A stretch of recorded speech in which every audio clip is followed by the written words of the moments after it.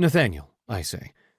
We tell everyone that's my name, but it feels especially important now because saying my name is Nate in front of him might be like giving a nickname to the Queen.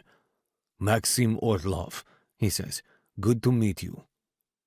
Leo and I share a glance, and I'm glad I'm not the only one noticing after only 15 seconds how this man is different from the others we've interviewed this summer.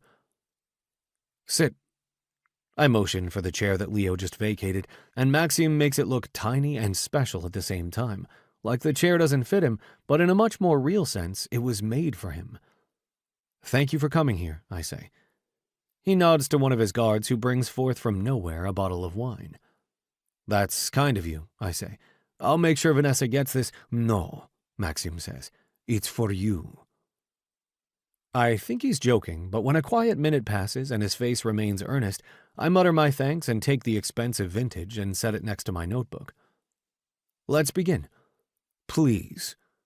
Maxim clasps together his hands on the table in front of him. The way this man holds himself, his direct focus on me, ready to listen and answer, he's so unlike the others.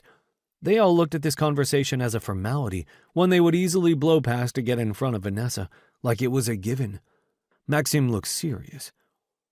You were recently engaged, I say, referring to my notes. What happened there? Didn't work out. She's now married to someone else, and they're expecting their first child. Vague, but at least she's not dead. Why are you here? I ask, foregoing the usual first questions. Maxim is wearing a black tie over a black dress shirt. There are tattoos poking from beneath his cuffs and snaking across his hands, belying a different man beneath his exterior sheen of luxury fabrics and leather shoes.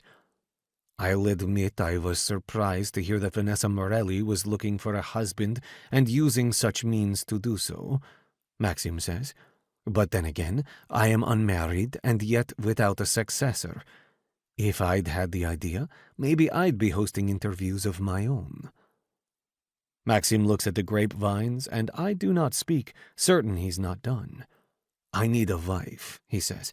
I have always respected Vanessa. She's intelligent, independent, and I believe she would do anything to keep her child safe.